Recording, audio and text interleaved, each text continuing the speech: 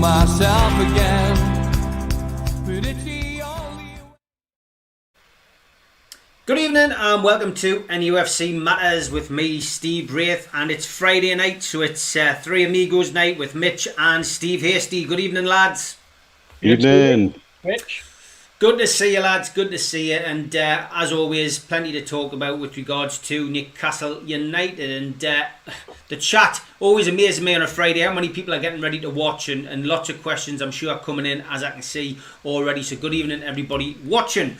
We've got to talk about a game that's not happening tonight, which is bizarre, really, to see a Newcastle United game postponed. And I know we're all old enough between the three of us really to remember games that have been called off in the past, either due to weather conditions or fog at half time. FA Cup game against Bournemouth rings a bell, but I mean, to have one called off because of illness and COVID, Mitch, we're the first. We've gone first foot on COVID. Aye. On a COVID postponement in the Premier League. I mean, I'm personally surprised it hasn't happened before now. Yeah. There was always going to be one team first. This is such a contagious thing that spreads easily because the demographic of the lads we're talking about are fit young men who probably pick up everything and don't show symptoms. Simple as that. Of course, it had to be us that was first. What was quite frustrating for me about it was you could see it coming last week. We had an idea people were isolating last week and people were being pulled from flights at the last minute for one reason or another. And it was, you couldn't see it because you're talking about people's health, so it's not a good thing to talk about publicly. But at the end of the day, we knew that the lights at the end of that tunnel weren't the end of it. It was the train coming in the other direction. And if we're lucky that Palace haven't picked any positives up off it, but it shows it's always going to affect the travelling team because of the conditions of the travel.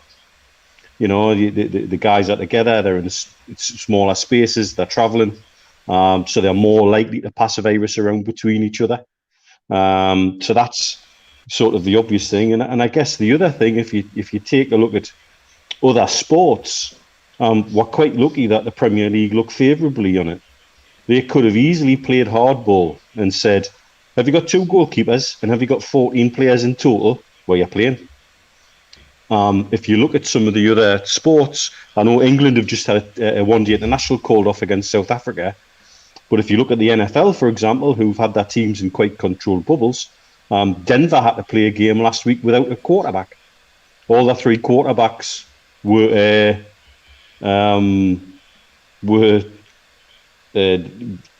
affected as part of the same training group. So they had an emergency quarterback and a running back and a young lad who'd once played quarterback in college as the backup to that emergency quarterback, and they were made to play. And we could have been subject to that at the minute, particularly as I suspect our relationship with the Premier League isn't exactly the healthiest at the minute. They could have actually been quite difficult with. And I'm glad that they weren't. I think for the integrity of the game, for the integrity of Aston Villa, because we could have gone down there and had a load of asymptomatic lads on the pitch who then killed them for the next 2 games. And so I think it was the sensible decision, the right decision. The only other time I've thought of coming anywhere near close was that conjunctivitis incident with Shea Given's towel. I think that's about it, I remember that. And in such strange times, of course we're the first, because we're the first to do anything daft like that, aren't we? Yeah, Steve, it's a strange situation. I mean, and as Mitch rightly points out, it's a wonder that it hasn't happened before with other teams. And I think the one thing I pointed to on the show with Malcolm and Gibbo last night was that, with all these international fixtures, with European fixtures being played, you find it a bit bizarre, don't you, that so many players are allowed to mix and officials are allowed to mix and there's people going from here there, despite the precautions being taken within all the grounds across the UK and across Europe. European football and internationals have all been allowed to play. So a mix of international people and going on to flights and whatever is always going to create a potential issue. And some of our players have been away on internationals, of course. Exactly. Yeah, you're quite right.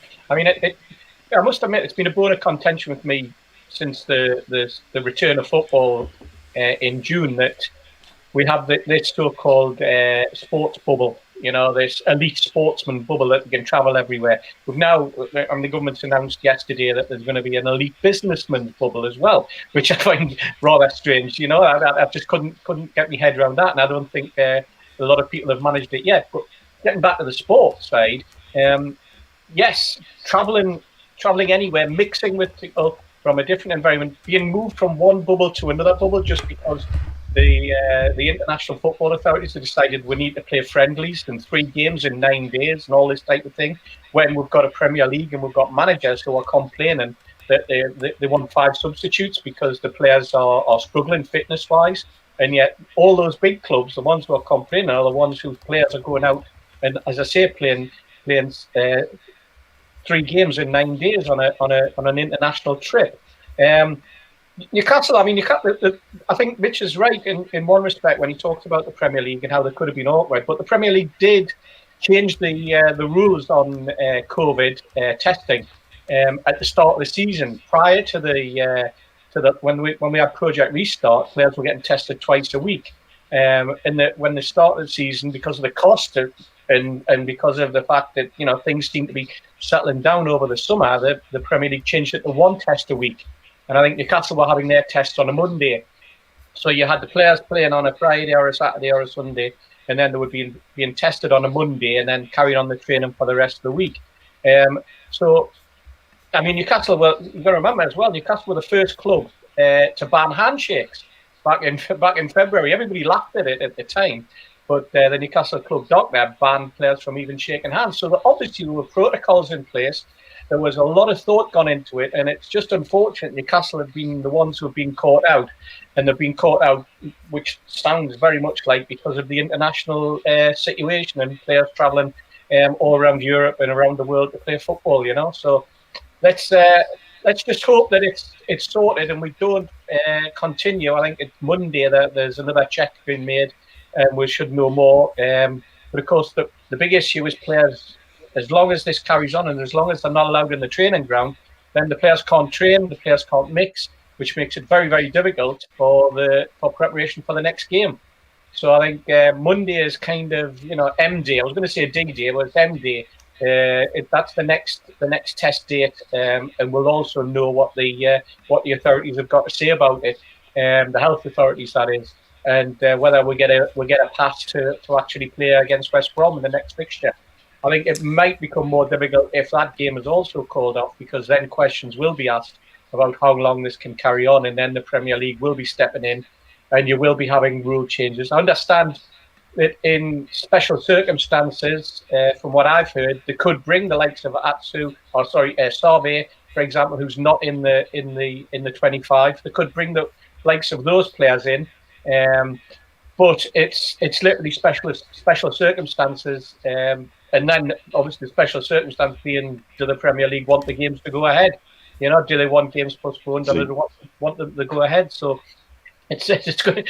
Yet again, Newcastle United in the spotlight, in the headlines. Unfortunately, for the wrong reasons, Steve. Now, you see that's something the Premier League could also learn from the NFL. They have a COVID reserve list. And so once somebody tests positive, he can be taken out temporarily from the 53-man roster. They can bring somebody in temporarily to replace him. And then the minute he's free from COVID, he can be swapped back in. And that's a sensible thing to do. And wouldn't that be sensible in the Premier League? However, sensibility in the Premier League and all levels seems to not really go hand in hand. And that's just such a simple thing that would also shut up some of the managers who are whinging about injuries and, oh, my squad's tired and this, that and the other. I beg your pardon, you've got one of the biggest squads that spent the biggest amount of money in the last 2 years, and you're wanting to bring players in outside the transfer window because somebody's picked up an ACL injury and that. Nah. I think you need simple solutions in times like this, and that's an elegant one for me. Absolutely. Yeah, good stuff, lads. As always, on a Friday, we do get questions about the potential takeover. And as always, during the week, more interesting developments. And Saudi and Qatar, Mitch, seem to be not putting the differences aside, but certainly seem to be communicating with each other. And Alan is asking, do we think that the Saudi and Qatar sorting out this dispute will have a positive effect on the takeover? Are all the dots starting to join up? Well, we've talked about this at length over the last year plus about relationships in this region, and I look at it as somebody in the region that sees the benefit of the tensions calming down. Qatar, remember, have got a World Cup coming up. They can't handle the air traffic on their own. They can't handle the people visiting on their own. They need the help of people around and nearby. And they need the likes of Dubai to be easily accessible, to be a place people want to come, and then jump on a flight which is half an hour to 45 minutes away from where they're going to go and watch the football. At the minute, you can't do that. It's 2 planes either via Oman or Kuwait, and it takes about 8 hours longer if you miss your connection, and that's not going to work. That's not going to work for a World Cup. The relevant thing for us is that one of the things that the Big Six and the Premier League have been remaining to hide behind is piracy. Their biggest issue is piracy. Piracy. It's all you've heard just about from certain sections. And so if therefore, bearing in mind Saudi have introduced a load of new anti-piracy laws and done quite a lot to tick boxes, and if they can then work out a deal to allow beIN to be showed legally in Saudi again, and let's be real here, it still is being shown in Saudi with beIN boxes, just kind of under the radar, and it's not always through be-out queue boxes. There's probably more dodgy boxes of another type out here, and I should know. And so the issue with piracy is something that suddenly becomes something that can't hide behind, because an easy reply is, well, we've sorted what differences out economically. beIN's now freely available across the entire MENA region with no issue. What's your problem? What is your problem? And it so gives them what seems to be the last little straw to hang on to turn the whole thing around. And that's before you come to the separation of PIF from the Saudi state. But I still think a lot of that is bundled in with this wanting to point fingers for blame for piracy. While they turn a blind eye to how easy it is to stick certain programs onto an Amazon Fire Stick, another broadcast partner, by the way. Another broadcast partner who would quite happily take the top teams away to a Super League that they would fund. But because that benefits certain people in the Premier League, they're not going to complain about that one. So the shadow of Saudi and the threats that they bring to the Premier League in terms of broadcast suddenly goes away. And so what argument do you have? It's a very interesting one, not necessarily directly related to the takeover. I mean, I look at it regionally as the benefits, for businesses here in the region, will suddenly things will free up. Because even shipping things around the region is an absolute pain in the ass at the moment. We've got some very specialist equipment I've been waiting for 3 months for, and we've just been told it's still in a container in Doha, and God knows when we're going to see that, because that's got to come into here via Oman and then across the land border from Oman, which has been closed until the start of this month. So things like that on a personal level get easier, but it potentially can have that kind of effect on a takeover because of piracy. Okay, Steve, your views on that? Well, this is real geopolitics. That's a phrase that we've used and been bandied around for months and months. And a number of people have said, what do you mean by geopolitics? What do you mean by geopolitics? This is geopolitics. This is the President of the United States incoming and outgoing. This is the Middle East problem. This is an issue that's been going on since 2017, just after Trump took over as president. There's so much mixed in with this. This is the real IRA. Nothing to do with Newcastle United. Newcastle United could be an outcome of this if everybody starts to shake hands and we have that pressure exerted within our government towards our Premier League that says, look, everything's sweetness and light now with those. That if piracy is your excuse, then you're going to have to sort that out yourself, and you're going to have to come to some sort of agreement, because you're going to have to talk to the Saudi authorities, and you're going to have to sort out this issue that you have, that you think that PIF or the Saudi state, whether it's to do with politics, whether it's to do with business, whether it's to do with piracy or whatever you think your links are, you're going to have to sort this out. You're going to have to sort it out quick, because it's not getting you anywhere. All I'm worried about is that this is kicking once again into the long grass, the takeover situation. Project Big Picture, we had a kind of half-hearted resolution to the financial package yesterday announced, which, when you start to read the small print, doesn't exactly look like a financial package at all. It just looks like somebody's been given a line of credit through somebody else's friends at a bank. And that allows you to then carry on with the old governance side of football, that big sort of elephant in the room that's been bandied around and talked about for a while without anyone resolving. And at the end of the day, that some of those issues that were part of Project Big Picture, Steve, that were brought up by the Premier League, by Rick Parry at the EFL, by Liverpool, by Manchester United, and then talked about by Chelsea, and then informed of back to Man City and to Tottenham and to Arsenal, where they've all given a nod or a wink or some kind of indication that they wouldn't stand in its way. This is where we're at, and the governance side of it, they'll tie up. They've already said there's an inquiry going on, or there's an inquiry going to be called, where they're going to ask, and there's going to be fan involvement apparently.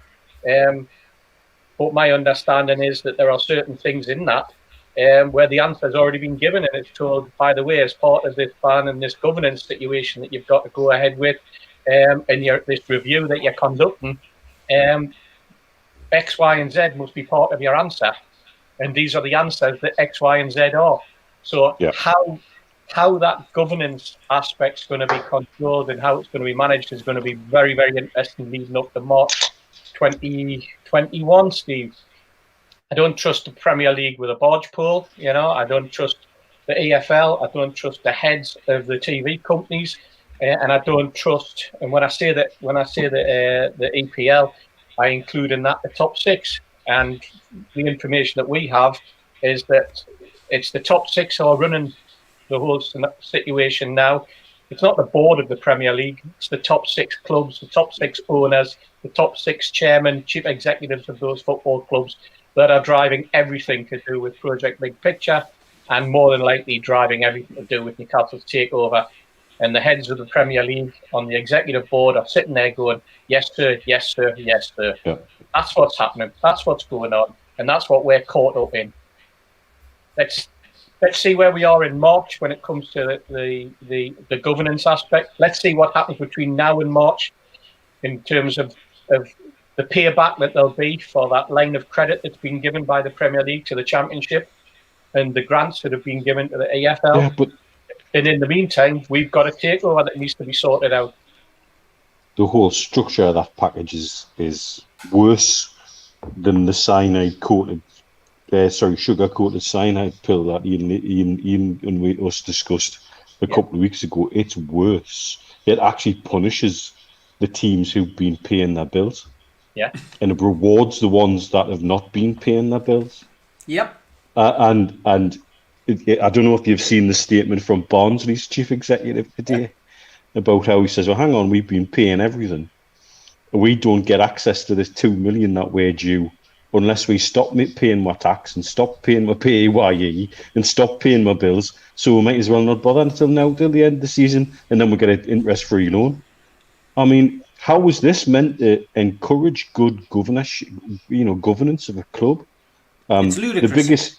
The biggest receipt of any of the grants for League One, League Two are going to be Sunderland, because it's based on lost gates, and that saves their scrawny little necks right at the last minute. This week they've just sacked that kit man who's been there for 27 years. There's a player and his kit man. That's not the actions of a club that's in a really good place, is it? Probably And the only person who's done a good job as well. I mean, they've always had a kit. And he's always got the spellings right on the back of the shirts as well.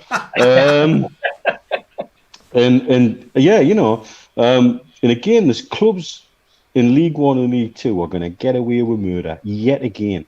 But all they're actually doing, if you look at how it's all structured, is kicking the can down the road 18 months. And a lot of those clubs will be back in that same position where they're worrying, can we pay the bills next month? And yeah, the number of clubs that were in receipt of these payments early. What figure did we say by Christmas would be into double figures? Well, funny enough, they've listed today. There's 14 of the Football League clubs will immediately receive the full amount that they're due. That means they only owe the inland revenue millions of pounds between them. And that's what the EFL and the Premier League were wanting the government to do, to turn around and say, right, we're wiping out your tax bill, because then they wouldn't have to do that. Now that's what they have had to do. And yes, I think there's enough of the clubs are not happy with this as a solution, but there's enough of them are so desperate for any cash, they'll take it and run. And the money won't go where it should. And the money won't go back into the governance and securing the future of that club. And you can guarantee some of those directors will take a fancy little paycheck when COVID's over, a nice little holiday and a brand new Range Rover out of it. And that's absolutely, totally scandalous. And the Premier League are quite happy to let that happen. Because they can turn around and say, look how good we are. Look what we've done. And what worries me is this is part A of Plan B. What's part B? Yeah. That's where I'm now concerned. Because again, we Steve and I have both reached out to contacted clubs in the Premier League, outside of the Premier League, people that some cases we've known years, and people in other cases we've only got to know since making my mouth go on YouTube. Interesting mixed bag of responses. Yeah. Very interesting mixed bag of responses. And I think that's the thing I find, okay, are we going to see a schism in the Football League? Are those clubs that are really pissed off with this as a solution going to be looking for something as an alternative? And how is that going to drive? In what position does that put Parry in? Because he certainly isn't well liked by some of the people I've spoken to, that's for sure. Exactly. Yeah, big shout out to our sponsors, newworkwear.com, specialists in the supply and branding of clothing for the workplace. They have agreed to sponsor us once again for this month. I'll give them a shout out a little bit later on again with the discount code that people can use. qtechshop.co.uk as well, big time sponsors of the podcast. The makers of pool tables and snooker tables in Wallsend in Newcastle, and many, many other things, including our t-shirts, which are available at newcastlelegends.com. You can either buy the NUFC Matters t-shirt there for $14.99, or the new Supermac range that he's launched, which is again available from newcastlelegends.com. Good Christmas ideas, including the mug as well for Supermax. So get your self across to newcastlelegends.com. And a lot of people saying, are we going to do something tomorrow? Well, yes, we are. We're doing a match day live, and that will be at 3 o'clock, good old 3 o'clock kickoff on a Saturday. Newcastle 6, Aston Villa 0. A great day. We actually see Andy Carroll score as well, which is about as rare as rocking horse shite. But that's going to be on at 3 o'clock tomorrow. And finally, I will be having a day off unless the Takeover breaks on Sunday, which I don't think it will. And I will be showing this one, which we promised a couple of weeks ago, but we had to do a special edition on the Sunday. So this will be on Sunday at 6 o'clock. I interviewed John Altman from EastEnders, good pal of mine from back in the day. We'll find out what he's up to and hear about a little bit of music that he's releasing after being stuck in with lockdown and having no work. He's released an album, so we'll be talking a little bit about that, about EastEnders and other things. So that will be on Sunday evening. I do want to give a shout out again to Zara's Film. She's been doing the rounds and essentially doing all the media stuff. She was on Total Sport last night. I managed to catch her after our show last night, which was great, on BBC Radio Newcastle. Great interview, and they played quite a bit actually of the film. So I want to talk a little bit about this now. Obviously, we are the Geordies. Football without fans is nothing, Jock Stein said, of course. And the film kicks off next week. We've been invited to the premiere, I think, online. We were invited to the premiere, which was going to be at a cinema, but sadly that can't take place with us being in Tier 3. But I know we've all been invited next Friday, so we will be doing the Three Amigos next week, but it will be at the same time as this week, 5:30 till just before 7:30. We've got to take our seats for We Are the Geordies next week. But Neil, as your dad's been in it, and obviously we've given him a bit of a publicity on here, and we showed a little clip the other day as well. Is it right that you've actually had a screening prior to this? I've seen bits, but not the full lot. No, Zara did offer to, but obviously with a 4-hour time difference and the way I've been working the last 2 months, it's just been difficult to do. Yeah. What did your dad think? What did your dad think of it then? You must have spoken to him about it. Did he enjoy it? Is he pleased with it?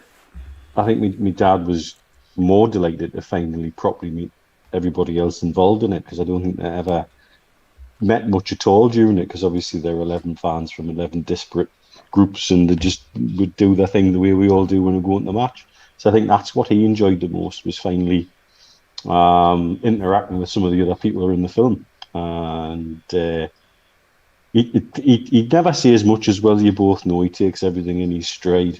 Sometimes ridiculously laid back, to be fair. And I think he genuinely enjoyed doing it. I think at the time that was definitely the feeling I got. I've got 5 minutes in it with him, I think, somewhere as well, when I was back for a game towards the end of that season. And by then, he'd been doing it most of the season, and Zara and James were pretty slick and well organised at what they were doing, so it was very easy to do. And for me, obviously being a gobshite, you stick me in front of a camera and I'll just make my mouth go, as well, you both know now. And so I found it ridiculously comfortable just standing chatting with somebody who I've known for years as well. Very proud of my dad and what he'd bring, no doubt. As we've seen on the Retro Show, his stories and tales of yore go down very well. And there's a reason for that. The guy's box office in many ways. So I look forward to seeing the full cut of it. Good stuff. Steve, have you been privy to any more than we've seen? Because obviously I've only seen a few little clips. Have you seen any more? I saw the very first cut of the whole film, which was about 3 years ago, believe it or not. And then since then, I think Neil saw it as well. I think you might have seen that first cut. I'm not too sure, Steve. But obviously, since then, they've produced. The editor got his hands on it. It's the sound quality is superb. They've done 5:1 surround sound Dolby, which would have been excellent in the cinema. This is a professional setup. This isn't just a couple of lads with a video camera putting it together outside the ground. This has been well thought out. I mean, you talk about George and George's list. What they did with everybody during the film, the filming throughout the season, is they wanted to be next to them in the ground. So they would follow one lad 1 week, girl the next week, couple the week after, and on the week that they wanted to sit with George, obviously I sit with George at the match. So Zara came to me and says, "There's any chance of swapping seats with you?" And I said, "Zara, you're not even a seat ticket holder. Where are you going to sit?" And she goes, "Well, I wanted to do, George. I was going to pick the midweek game against Brighton." She says, "So I wanted to do that game. If I get you a ticket," and I goes, "Oh, don't worry about that. Don't get us a ticket or anything. I'll see Steve Wraith. He's got loads of tickets, man. He's the ticket tout. I'll see him." But what she did was she said, "Look, I've rang up Lee Marshall, and Lee's going to sort something out for you." So I said, "All right." So next thing I knew, we met before kick-off, and Zara says, "You've got to go to the press box area. Lee's waiting for you." So I went to the press box area, walked through the door, and here what he'd arranged for was for me to sit in the press box. So I got the full press access during the game without the film crew, so I was on my own. So I was there. There was Gibbo was there. I had a chat with him. Malcolm was there. Chatted with them. Told them what I was. They were wanting to know what I was there for. George Colkin. When I told them I was there because of the film, and they were doing filming in my seat. I was welcomed with open arms. I then sat in the press box for the game, which meant I was in a perfect position when that ridiculous penalty decision was given, where the referee decided that it wasn't a penalty, and we had all of that furore. I was perfectly positioned for Rafa for the when he remonstrated. If you remember, it went on for ages and ages. Now, whether or not that piece of George getting all angry and irritated like the rest of the crowd were on that day is actually made part of the cut, I don't know, but I'm looking forward to finding out. But from my personal experience, the fact that I was then able to, at the end of the match, go in to the press conference after the game and actually hear the managers talking about it it was Nigel Clough who was manager at the time for them. Was it who was it? Wasn't Brighton, was it? No, it was who was it? It was Sunderland. Was Mitch back for the Brighton game, weren't you, Mitch? Were you back for the Brighton game? Yeah. Yeah, I was. It was Barnet, wasn't it? Barnet. Sunderland's favourite team. Was it not Burton? Burton Albion, that's right. Burton. Right. Where you see everything that went on, and to see the press guys getting that bit put together and everything after the game, that was great insight for me. It was something that I thoroughly enjoyed, and something I'll never forget. But getting back to the actual film, I've got my order in. I've ordered my CD. I cannot wait for it to come. Cannot wait. But I'm really looking forward to next week. I said to Zara yesterday, I said this thing that's happening then, this showing that we're gonna get invited to. I goes, is it black tie? Do we have to wear a black tie? It's not a film premiere. Is that what you're expecting? Because I thought, that even that would just make an occasion of it. So it's been a labour of love for her and James and the rest of the crew who put it together. But I'm just delighted for them. I'm absolutely delighted for them. I'm glad to have played a small part in helping them get it through. And it was just a small part, like everybody else, who we've all supported her and chipped in where it's needed to. But I think it's just watching her now, and the excitement as we build up the next week where she actually gets the film out. Just excited for her and excited for James, Steve. Yeah, good stuff. Here's a little clip of Supermac. We played it last night, but this is a little clip from the film if you haven't seen it. I came from Luton to here, and I think a few technical difficulties. I'm freezing a little bit, lads. Can you still hear me? Yeah. Good old Virgin helping us out here, lads. Unfortunately, we might have to come back to the clip. I can still hear you, can still hear me, which is good. The clip might end up coming on in the middle of it. Got problems at this end. It's the internet, unfortunately. There's not much. I came from Luton to here, and I think our highest gate in a league match was something like about 8,500 people. And I came here, and it was a full house, over 50,000, and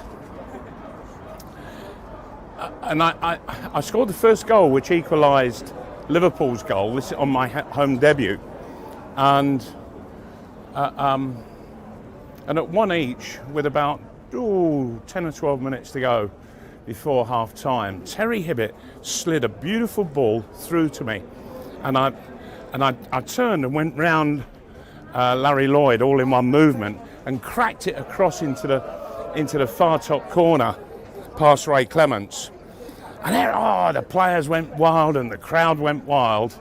And as we started running back to the halfway line to get the game restarted, everybody in unison, in the whole ground, other than the Liverpool supporters, that is, the few that were there, everybody started singing. And it was from the hit song at the time in London, Jesus Christ Superstar, but the words were changed. And they were singing Supermax Superstar, how many goals have you scored so far? And I thought, how do 50,000 people all around the stadium know the words to a song that's never been written? You know, were they handing song sheets out before the game? And that's the magic of Newcastle United supporters. And I've never met it anywhere else in this country or around the world, wherever I've gone to play football. Great story. That's great. Great story. Great clip, isn't it, Steve? Yeah. It's an excellent clip, you know. And Malcolm, the fact that Malcolm was a hero of ours from way back, you know, in the 70s, and he's still in the northeast. He's still revered. He still talks about Newcastle United in exactly the same way as he talked about Newcastle United in the early 70s. It just shows what we've been able to do as fans, and how we get under the skin of people, and how this football club gets under the skin of people who are associated with it, whether it's for a long time or a short time. Once they pull that black and white shirt on, and we know that they're pulling the black and white shirt on in the right way, and we know that the performances they're putting in are being done in the right way, we embrace them as well. And that's why Malcolm's still here. That's why Malcolm still lives in the northeast. That's why Malcolm's still so popular. And that's why he talks with such reverence about Newcastle United. And I just find it fascinating. What we're also going to find when you watch the film is that, and people might remember that what Zara did at the time, and the rest of us, we asked for fan clips. We asked for supporters to put out their own film, give us little shots, a little scene on your camera. And Zara's managed to incorporate some of those. So if you did send her anything, and you have been lucky enough to make it from the cutting room floor, then, you know, in your little piece involved, then you're gonna have your name up at the end. You know, your name's gonna be on the credits, and just to be associated with something like that again, that shows what Zara thinks about Newcastle United supporters.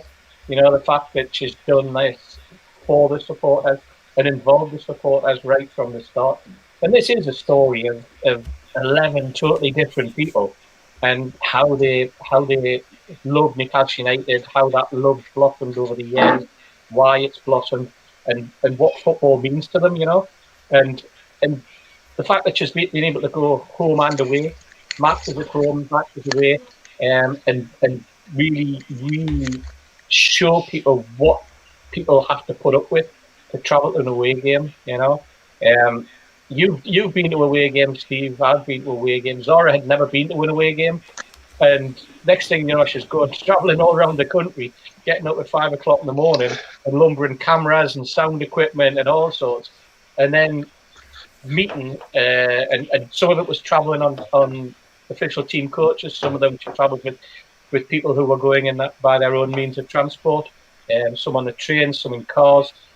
So it was a labour of love for her, you know, and it was an experience and a massive learning curve, I think, as well. But we're going to see from next week on, when the DVDs start to drop through the post and you pop them in the machine, and the hairs on the back of your neck will stand up when you hear the crowd, when you see what we've missed, Steve, what we have missed over the last 9 months of not being able to go into that football ground, you know.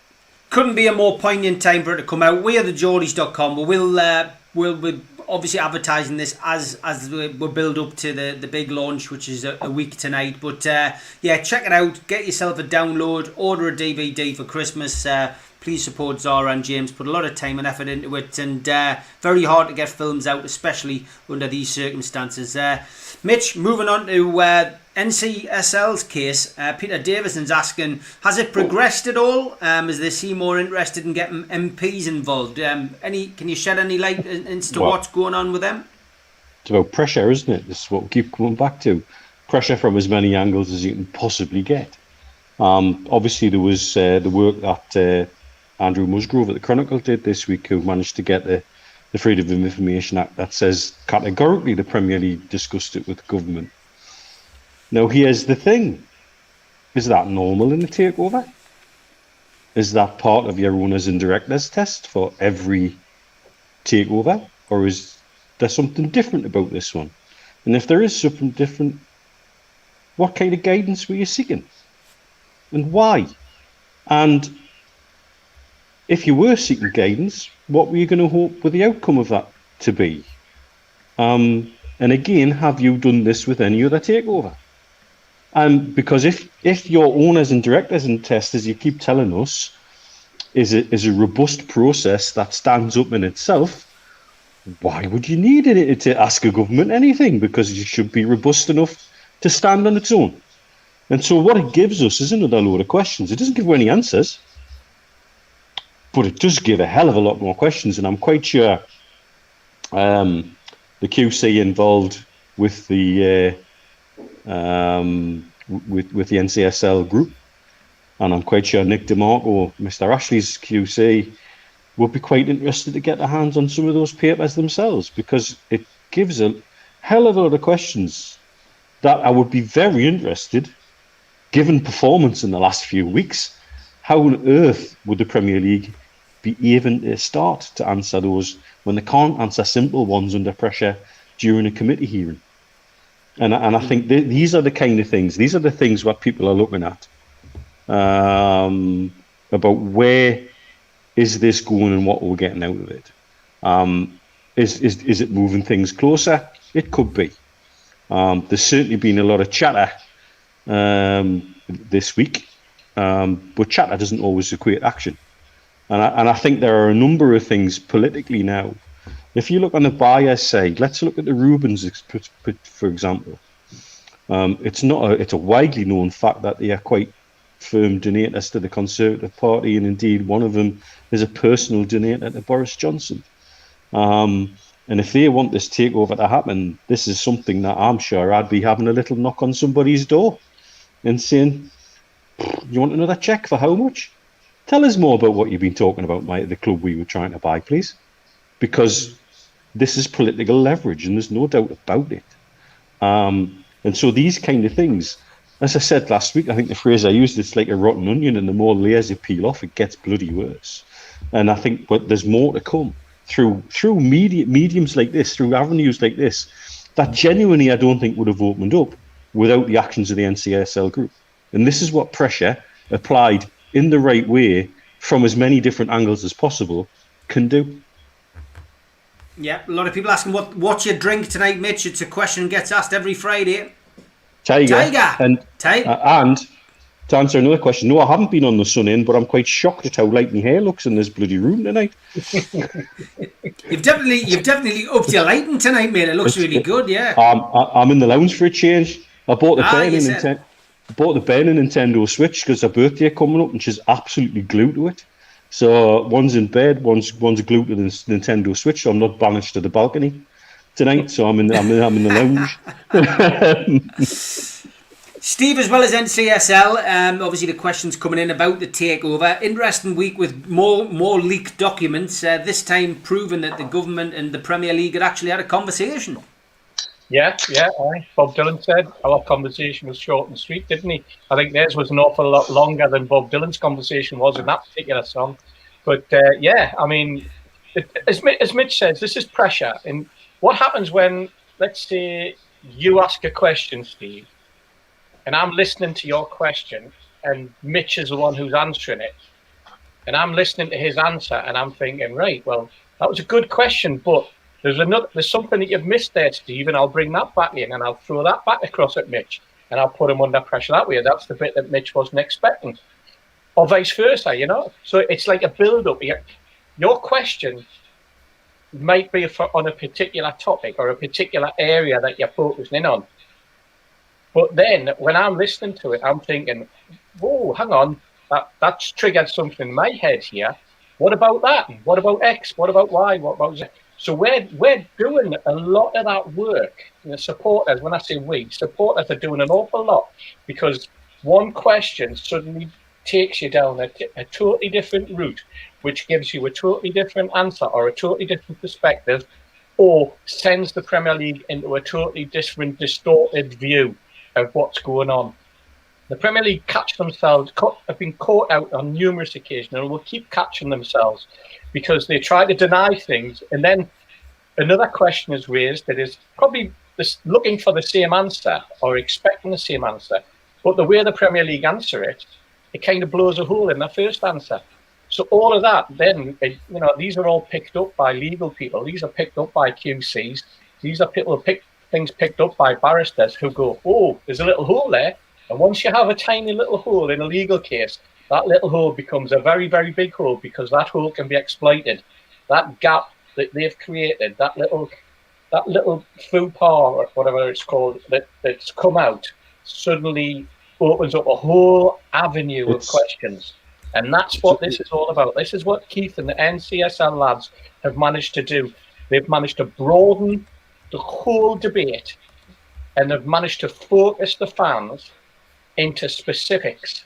And that's drawing out things in this case that the Premier League would never have imagined that a bunch of, in their eyes, ridiculously idiotic, thick football fans who we can just take money off constantly, who will turn up like cannon fodder to a game and be exploited. That doesn't work like that. We're all switched on. We're all watching you. We're all listening to everything you said. And the brains out there among our football support, of which there are hundreds of thousands, are listening and watching and grabbing and hooking on every word. And that's opening up a whole new avenue that these legal people will be able to take on, because that's what it's about. We're doing the information gathering on behalf of the legal people. That's what the fans are doing now. And NCSL, they've got that case. They know what that case is about. That case is about disclosure. That case is about getting the answers to certain questions that the Premier League have either hidden or lied about or convoluted in terms of the answers that they've given. And they're now going to go for it, and they're going to get the answers that needed. And let's see what happens with those answers when the Premier League are forced to answer them in court. Will they actually want to turn up in court? Will they want to try and push this out of the way? Will the fans want that happen? No, the fans want a day in court.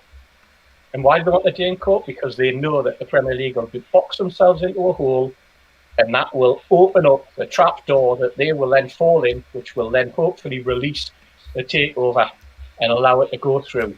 Because otherwise, if that doesn't happen with that particular part, it will happen with the next particular part, the next court action, the arbitration that Ashley's seeking. That's the way I'm looking at it. That's how I'm reading it all. They're the dots that I'm joining. I've taken all Liam Kennedy's dots and I'm joining them in my way. And that's the way I'm viewing it. That's the way I'm seeing it. And that's where I see solutions coming from. And that's why I'm absolutely chuffed to see the likes of Keith and the rest of the lads at NCSL and watching Twitter and watching social media and seeing how all of a sudden we've gone from shouting at shops to actually thinking on our feet, and we're actually using our brains, and we're now exploring totally different avenues and throwing totally different questions that the Premier League would never, ever have thought about. With the Premier League right now, it's about credibility. Mm-hmm. If they can be proven to be not credible on one point, the next thing a good QC does is to expand that whole. It says, well, hang on, you're not credible on this, and this is associated to that, and this is associated to that, and we've already got statements from you that say X, Y, Z about this. We can now doubt everything you've said about those things. And then that's when that sort of spider's web starts to be unravelled.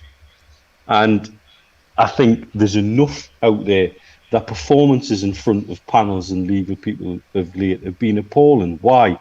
Because they know there's something they're hiding. They know there's something that one of them somewhere. And Masters has already shown he's no poker player. In multiple interviews with the BBC, for God's sakes, who pretty much were prepared to give him a free pass. They give him dolly catches of questions, and then he was still blurting stuff out when he shouldn't have been. And their media team must have been cringing. And so get them in a situation where they've got to sit and answer certain things under competition law. I can't see them performing very well.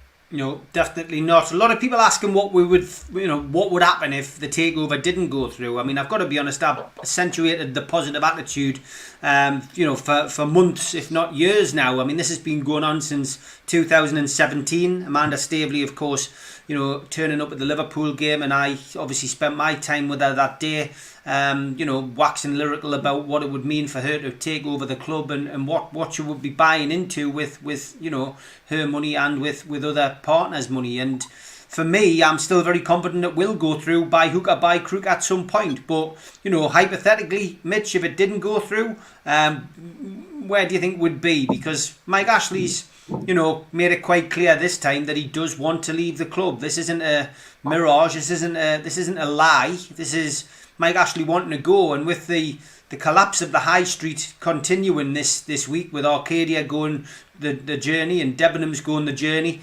there's plenty rich pickings there for Mike Ashley to pick up. He needs the money, doesn't he? And he wants to do what I've said is what Richard Ashcroft did in the Verve video. He wants to walk down the high street and look left and right and say, I own the bloody lot. And he'll be fizzing. He doesn't have £300 million in his pocket right now, because he'd be snapping up everything. I know he's already been linked with the Trafford Centre, where he could be tenant and landlord, and isn't that a great position to be in? I think we'll see. I think in the next couple of weeks how serious he is about it. The one thing that stands for me, yes, he's not suddenly become a good guy overnight. He's not suddenly been altruistic. He's doing what he's doing, not for us, but because he knows this is the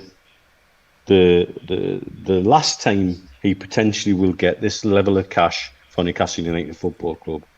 He wants this deal at this moment, and that's why he's working hard to try and get this done, because he knows this deal, if it can be brought back, resurrected, it'll happen. Simple.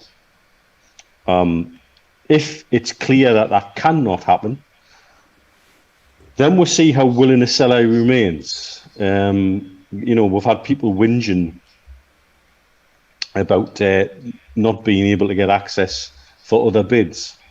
And I'll tell you why they've not had access, is because they're lowballing. They're going into Justin Barnes with a lowball offer. And while they've got this deal simmering away still, they're not even going to listen. They're not going to speak. If you've got the potential to sell your house for £300,000 and you feel like you've got to do a couple more months legal work to get it through, and somebody comes in with an offer of £200,000, you're not going to take it. Nobody in the right mind would do that. And that's a very similar situation as to where we're at. I think if it is clear that the Saudi-involved deal cannot go ahead, we'll see how willing a seller he remains. I think he still is a willing seller. I think he wants to off his hands. We're a nuisance for him now. We're a pain in the ass for him. But also, I'd be interested to see what willing buyers are out there. Not ones that'll appear and disappear. Not a Henry Maurice. Again, too many people have made too much noise outside of the deals. And I'll include stuff that we've seen.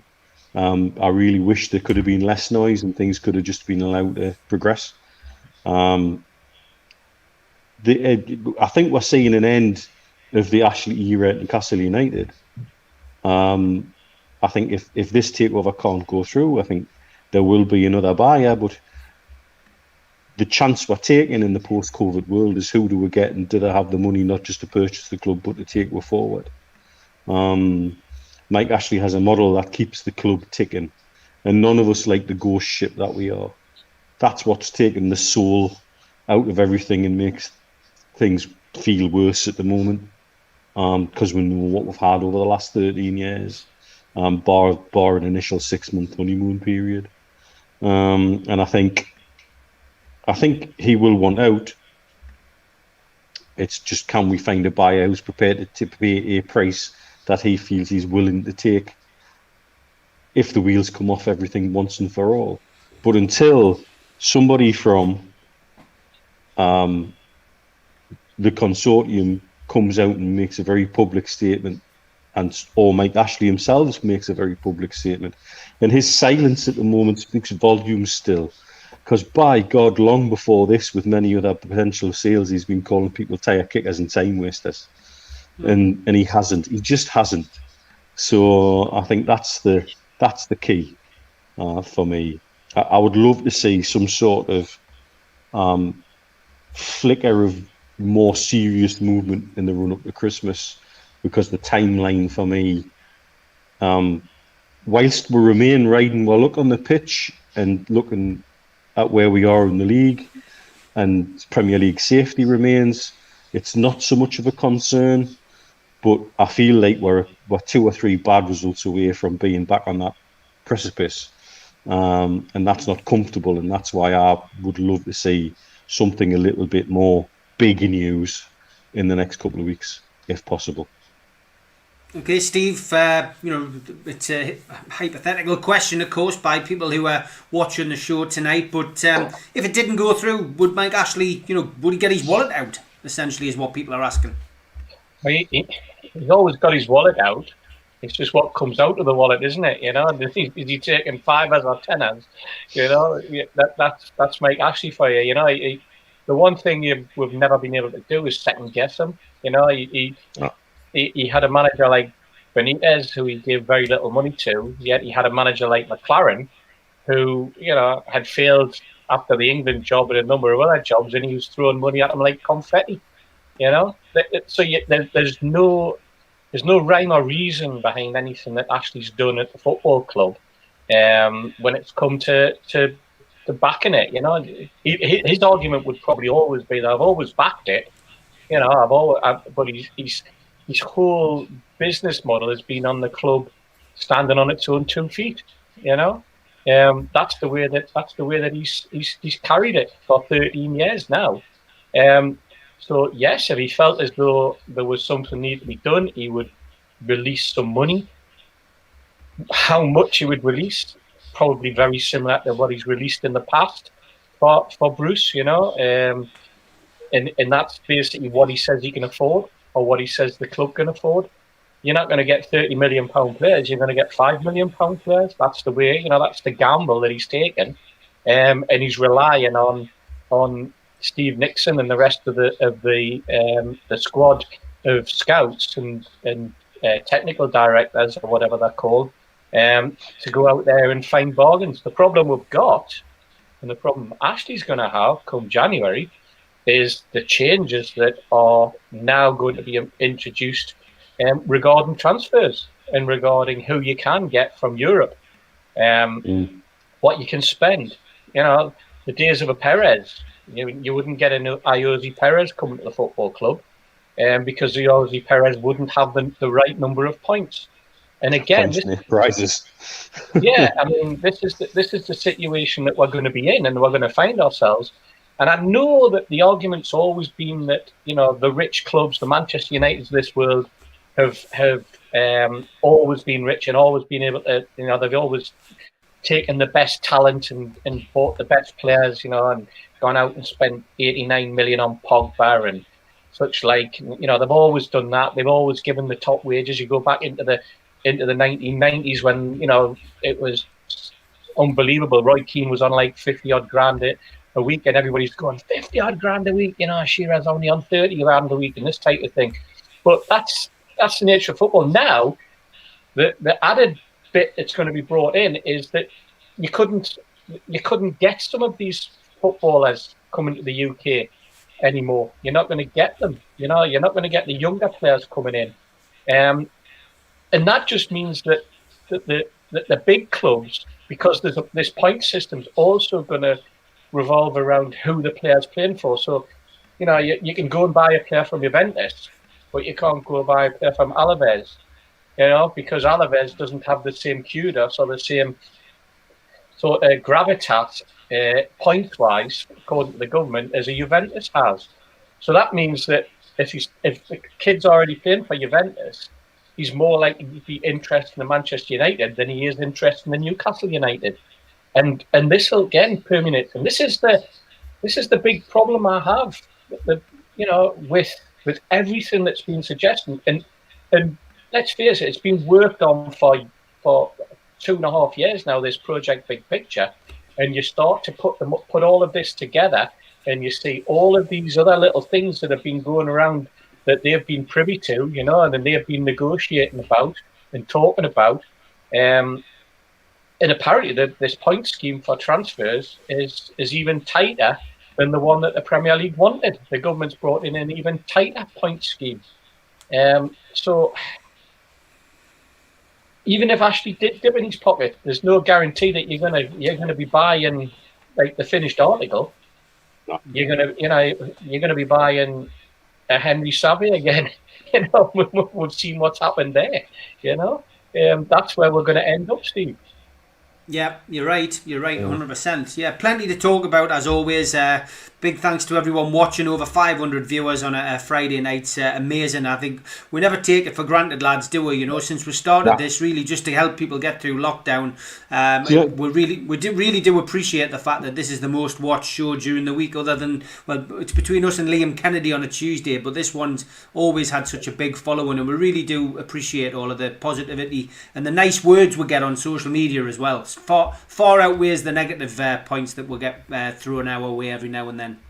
Still never fails to amaze me. It's like these are the kind of discussions we have before and after the game sometimes, over a pint in the Irish Centre. You know, it really is. And I love the fact that the comments that I love getting is when people feel like I could join in. It feels like conversations I have after the pub. I want to go and continue this conversation after the show finishes. It's why people go, can you do another hour? Can you do another hour?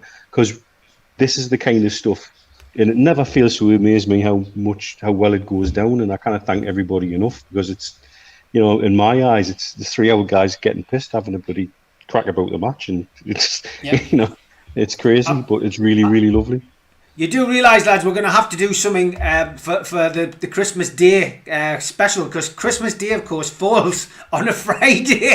So we're going to have to, I think we might have to move the 3 Amigos to the Thursday. If you want to do, are you available on Christmas Eve? Do you want to do one on Christmas Eve? Because people will be asking at some point. Can we do it slightly earlier on Christmas Eve? Do you want to do it at midday?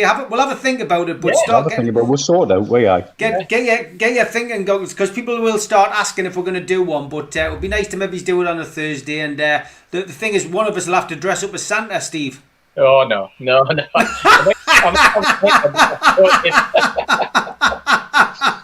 Actually, I mean, years ago, when I was a kid, every Christmas morning, as a kid, we used to get up at like 7 o'clock. Get open my presents. As me. We had 2 sisters, 2 brothers, and I was the oldest. And used to, you open your presents, and then my dad used to take me and my 2 brothers, Lance and Jared, and he used to take us up to Hunters Moor Hospital, up on just up past the football ground, and it was a mental hospital and physically disabled people. And he used to dress up as Santa, and we were his little helpers, and we used to go around the ward. And it was part of the St. Vincent de Paul that he was involved in. And we used to do that. That was our Christmas morning. So you'd open your presents, and then we would go up to Hunters Moor. My dad would dress up. The matron was always there, and it would be like, she'd give him a couple of glasses of whiskey. We'd get some orange juice that had about that much cordial in and about that much water in, and that was your Christmas breakfast that you had, because you were bundled out the door, but you had to be there for like 9:30, 9:45, and then we'd come back, and then you'd sort of have the rest of your Christmas. So I just the visions of my dad, probably younger than I am now, dressed up in a Santa suit, just the thoughts of me then doing it just fill us with absolute dread, Steve, I tell you. Well, we might get Mick Edmondson back on, because he did reveal when he was on here a couple of weeks ago that he was the black and white Santa. He was the Geordie Santa who used to run around the ground. He gave us that as the exclusive, which was great. So we might ask Mick to come on Christmas Eve if he's not too busy down at the Backpage shop, and get yourselves down there. Or get yourself online and order some stuff off there. Some great Newcastle United and other football stuff available at the Backpage shop in Newcastle and in the Metro Centre. So always worth having a look in. Some great ideas for Newcastle United fans, and lots of positive comments coming in, which is great. Paul says, remember the tall, miserable old Irish guy on the door in the Irish Centre? He never liked me for some reason. Did you have a membership card, Paul? There's always somebody on that door. Tommy. That's Tommy. That Yeah, no, definitely. Look, let's talk a little bit about football. We've got to get away from the takeover a little bit, and obviously it's a week since we played our last game, but there wasn't a great deal of confidence amongst any of the NUFC Matters regulars about getting a result last week. But a result we got. Smash and grab at Crystal Palace. Fairly even game. Newcastle with 2 late goals. A 2-0 win. We'll take it, but yeah, it was a positive, Mitch, wasn't it? And it's a pity that we don't have a game tonight to be able to continue that run. Yeah, absolutely. I mean, it was a strange game in some respects. It was sort of a bit of two sides, kind of not really clicking, not really functioning. They were missing Zaha, and we had done something different, but we looked a little lackluster. And then that first goal just came out the blue. And then once we had that, to get a quick second one, I'm going to send Stu to the toilet more often, to be fair. He disappeared at the toilet and come back. He's like, what? And it's again comes back to this thing about we get accused sometimes of not being positive about what's happening on the pitch and about not giving credit where it's due. But like we said the other week, I don't think anybody would like it more for everything to work on the pitch than us. But it's just plain to see what we're seeing.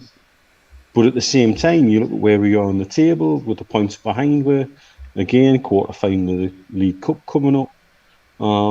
You've got to be relatively happy with that. You can't say anything otherwise.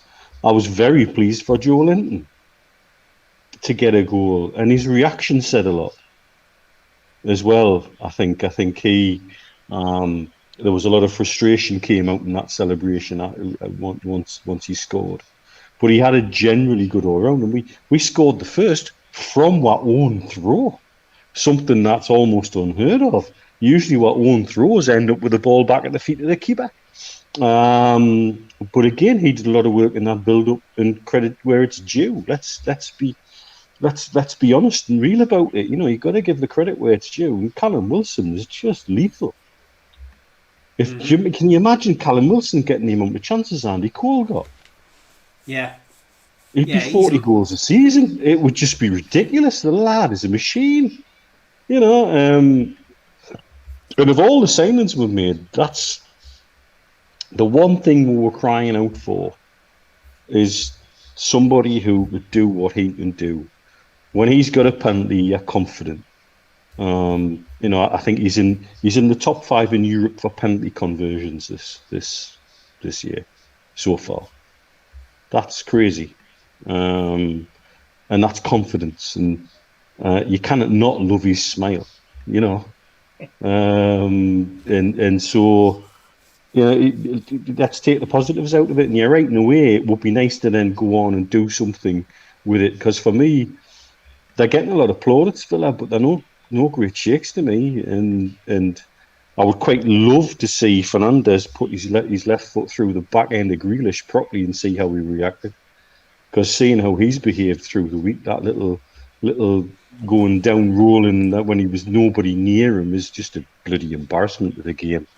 I don't care how good a player he is. When you shouldn't need to do stuff like that when you're that good. Because let's be honest, he is that good. So why embellish it with shit like that? So yeah, it is a pity. It would have been nice to roll it on. On a personally selfish point, it's really nice to not have a game that I'm going to be sitting at midnight watching it. But that's the only positive out of it I can say, because it would have been nice to take that on, because we do seem to have a little bit of momentum. Anybody play the guitar? No. Well, a long time ago. Oh, Mitch, you've just put yourself right in it there. You better start practicing. Christmas Eve, John O wants you to play the guitar. We need a Christmas sing-along. Oh, me lads, I hope it goes better than the one we did on Children in Need. See if you can learn a couple of. See if you can learn a track, mate. It's not a difficult one. Christ. Tom, don't get me started on VAR. We'll be here for another 2 hours, mate. That's what he's. I think that's what he's hoping for. And Spenny Mag wants Steve to do a Bob Dylan tribute song, so I'm sure you'll be able to do that. Wouldn't be a tribute. Tonight, of course, was supposed to be our Christmas party at the Irish Centre. It was a sellout, of course, for the food bank.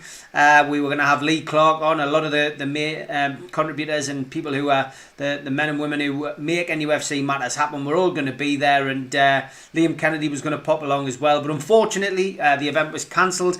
I did email everybody at their PayPal accounts, email addresses. The one that you use for your PayPal might be different to your ordinary email. I know there's a couple of regular viewers who I've seen who are watching tonight. Jeff Willix, I think you're one of them. I haven't had an email back from you, but just really need to know what the remaining people want to do with their money. If they want a refund, we can refund them, but we've had about 65% response from the email that we sent out, and most of those people, with the exception of one, have said that they would happily leave the money in for the food bank because their need is greater than theirs over the Christmas period, which is great. So if the rest of you could get back to us in the next couple of days, that would be fantastic. And then the plan is for me and Steve Hazy to pop to the food bank next week and hand over the money to them personally. So if that can be arranged, and those of you who are watching the show who are thinking, I should have been somewhere tonight, where was it? Oh yes, that's where I was supposed to be. If you check your email, you will see that I have emailed you to tell you the event's off. The event will be rearranged, of course, once we know exactly what we're doing as far as COVID's concerned and the tier system and the venue is allowed to open again. We're anticipating that January will probably be closed. Be nice to think we could do it in February, but I think a lot of people are expecting it might not be until the spring. But I will give everybody plenty warning. We will, of course, promote it on the show, and of course any tickets that come up for grabs, we will, of course, let people know as well. But a big thank you to everybody who, first of all, supported it and made it a sellout. A massive thank you to those of you who said you will leave the money in, and hopefully over the weekend the rest of you can get back to us. Let us know if you're happy to leave the money in the account.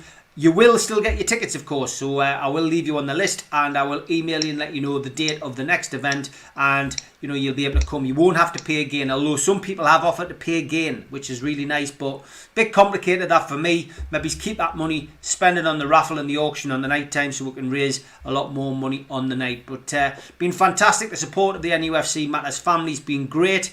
As I mentioned on a tweet earlier this week, I think we've raised something in the region of £1,200 for the food bank with those t-shirts. We do have a t-shirt on my Twitter at the minute, at Steve Wraith. It's the head above the parapet t-shirt. It's pinned at the top of my profile on Twitter. If you want to bid, I think the current bid is at 60. But if you want to bid for that, it's a one-off t-shirt. And we will continue to do those t-shirts as long as qtechshop.co.uk will do them for us and come up with the fab ideas. And on top of that, of course, we also managed to raise £1,000 for children in need, which of course was Spenny's idea, and we thoroughly enjoyed that. We will be cooking up something for Christmas. We've got something in the pipeline, so keep your eyes peeled, and we'll be talking about our campaign for December at the end of the show. Steve, the smash and grab line as well. I mean, look, people keep saying is smash and grab not when someone dominates a game. Smash and grab to me, and Liam confirmed this for me the other night, and then John Gibson did last night. It's when a team doesn't dominate. It's when it's a 50-50 game, and you grab the points at the end. You know what I mean? And somebody steals the points, when really a draw would have been a fair result in that game last weekend. The stats back me up. It was a pretty even Stevens game, and Newcastle nicked it at the end. Smash and grab. Yeah, definitely. Yeah, that's the way I look at it. It was what was interesting is the longer the game went on, and the more Crystal Palace had the ball, the less they did with it. They suddenly seemed to have turned into a team, as long as the game went on, a team of players who all wanted to pivot on the ball and spin on the ball and try and do turn to the left, turn to the right, spin on it, and they all suddenly turned into thinking they were Wilfred Zaha, but with their back to goal rather than facing the goal. It just seemed to be. It seemed like they turned into quite a disjointed. They ran out of ideas. It did, Ran out of ideas, and that the breakaway goal that we got, it was well taken. That it showed that when we can pick the ball up on the edge of the box, we can play a decent forward pass to somebody who's in space, who can do something with the ball, and it can, and yes, you get the breaks, but that's the concentration levels that you hope that your team, if you're a manager, that you hope your team's got in them. To be able to then exploit when the opportunity arises. And I think Steve Bruce will be absolutely delighted. It's probably more delighted than we were. We were absolutely chuffed to bits to take the 3 points. But for Bruce, to actually see the team be able to do what they did in those last few minutes and basically kill the game off in the manner that they did, without having that much of the ball at that particular time. It shows that particular lineup, that particular formation was working for them. That more importantly, the two front men seem to be working together. They seem to be clicked, and certainly Joe Linton was a revelation in comparison to what we've seen over the last sort of 12 months. So we all sat there last Friday just absolutely chuffed to bits that we had 3 points. And that's what at the end of the day, that's what matters. It's the points in the bag that you need. And especially when you saw some of the results at the weekend, and you suddenly think, if we hadn't picked up those points, where would we have been? But we've said that Bruce rides his luck. And if he keeps riding that sort of luck, then hey, we'll performance-wise, the manner in which we'll play, we might not be very happy with, but at the end of the day, survival, and we've got to stay in the league. And I know that, especially us three, we've had criticism on social media from people, and that's fine, because we have an opinion that the type of football that we're playing under Bruce isn't good enough, or that Bruce's tactics or his awareness or the way that he's got the team playing just on what we want, or what we expect. But we saw that particular, there's players on that pitch that when they want to perform, they can perform, and they can get the goals, they can put the ball in the back of the net. So that's football, I suppose. That's the argument, isn't it? That's what it's all about. For me, you're right about smash and grab. If it was like 20% possession, 80% possession, and we're coming with 2-0 winners, that's highway robbery. That's something totally different. It's something totally different. I think I would call it smash and grab as well. But it was pretty evenly based on possession, pretty evenly based on shots. I think, did we have more corners in them, maybe? But to be fair, it comes back to this measure of success. I think what we'd all ideally love to see is a blend between getting the results we're getting plus having a little bit better football about it. Yeah. Because some of the stuff we're watching isn't great. That game, we did look organised. We did look solid at times. We weren't scrambling. We weren't, didn't have a Darlow saving things with his arse and the tips of his fingers. We weren't having the bar rattled every 5 minutes. It wasn't one of those games. And as Steve rightly pointed out, at the end, Crystal Palace had the possession, but they didn't know what to do with it. And that was, we had two very organised, and I know, again, right. It's old school. Two organised banks of four and they worked hard. Yeah. Mitch, what shirt have you got on? It looks class, says Barry. It's a Nike FC shirt. So it's from the Nike FC range. I saw it hanging in a sports outlet shop in Ras Al Khaimah for the princely sum of 90 dirhams, which is what? 20 quid? About 18 quid. And I thought, I'll have one of them, because it is quite smart. And the badge has a very Inter look about it, and it's a class piece of kit, really quality actually. To the point where I've nearly been and bought another one. That's how much I like it. Yeah, very nice, mate. So there you are. I hope it answers your question. Barry, Jack is asking if either of you two have had any conversations with the QCs. Not with the QCs, no. No. might have been in front of the beak a few times, but no, that's a joke, by the way. Big thanks to Jeff. He says, didn't see the email. He's happy to donate to the food bank. That's great. Donald asking if there'll be more tickets for the new event. Yes, there will, if COVID allows us to have more than 80 people in. The concert room at the Irish Club holds over 200 people. It's ideal.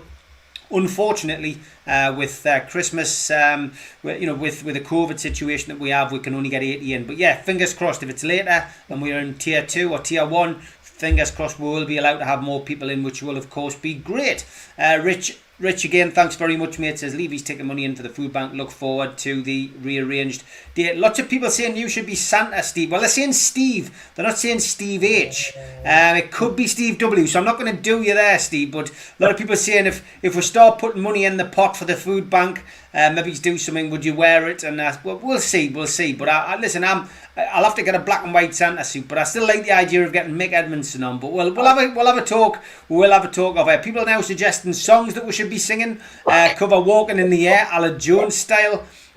We could donate the ticket price again direct to the food bank. Great idea, Julie, and thanks for your kind words as well. And going in, Spenny, I don't think we'll need to go this far, mate. He says he's going to go topless for the foot. Nicholas says we should do Geordie Alouetta, which is again, it's another one of those popular songs. But yeah, loads of ideas. Leave it with us. We will get planning. Donald just says well done on money raised, and yeah, a lot smash and grab with Spurs away. This is turned into a right debate. This really, because well, it is because a lot of people do feel as if what I said wasn't right. It wasn't quite a smash and grab, but maybe you've all got different opinions on that.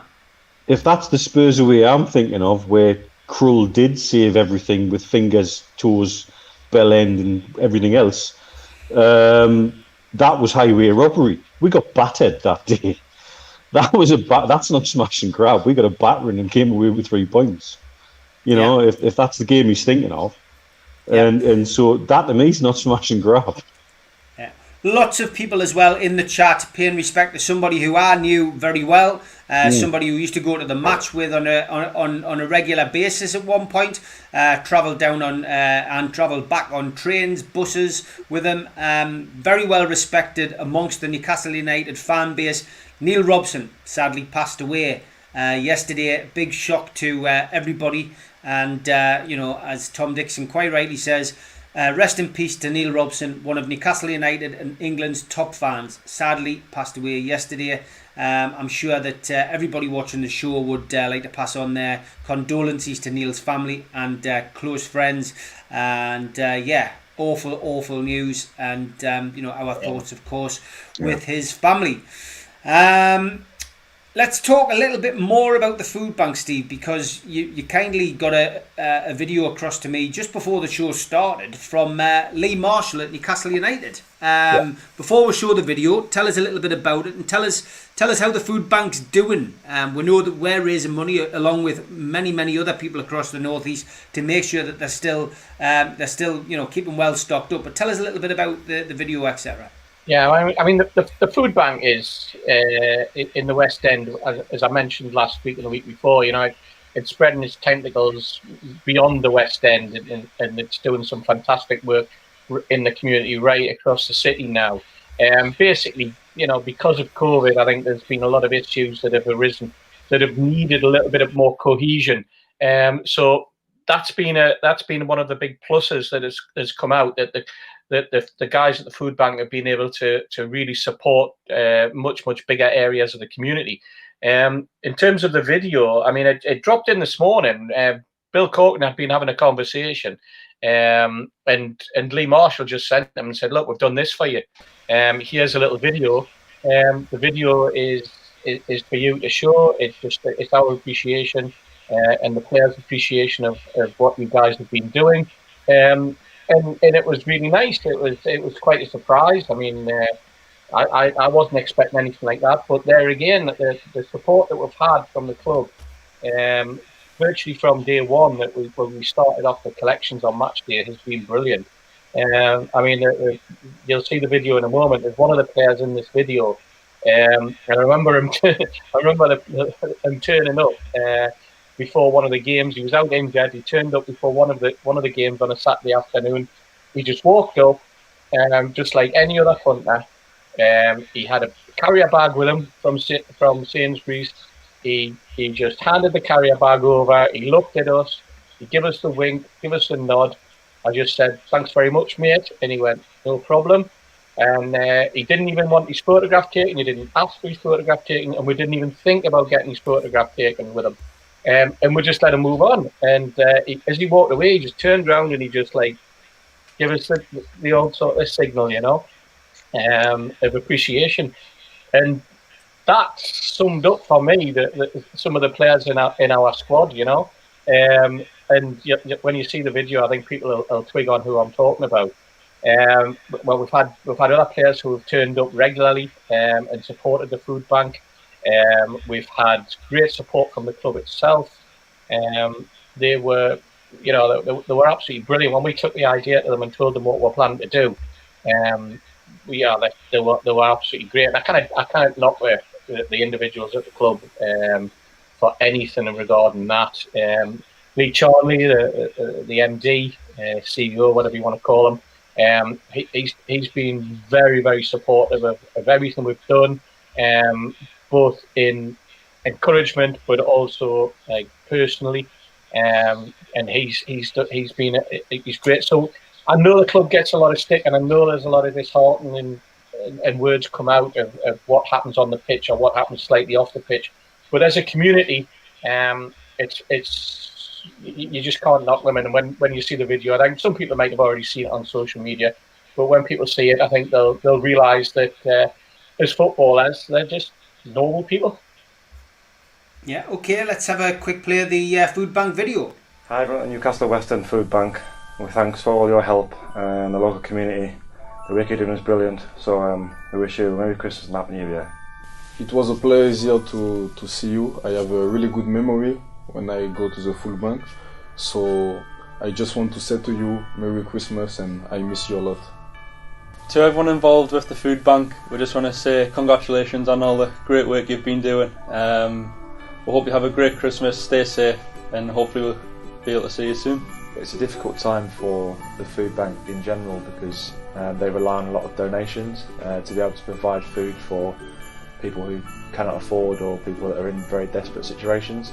And as I said, usually with matches and things like that, they get a lot of donations, so it's been a bit difficult with no one being allowed to go to games, but they've been seemingly getting a lot of donations from a lot of nice general public. A few of the lads have been down there also with packages to help out, and the more that anyone can do to help, no matter how small or big, will be sufficient and will be helping them out a great deal. Great stuff. Great to see so many players involved. Fantastic, to see the club working with a community, Steve. Yeah, that's what it's all about. I mean, at the end of the day, footballers, they do live in a little bit of a bubble. They're living in an even stranger bubble with COVID, but they're just human beings, And it's interesting that we've spoken about this a lot, and mental health is a big thing at the moment as well. And we forget that footballers are just human beings. They're just like everybody else. They have the same problems. Take the money away, and we all have issues. We all have family issues, we have personal issues, and players are exactly the same. And now players are now suffering with the same sort of physical issues that we've encountered with COVID. And that's what community is about, coming together.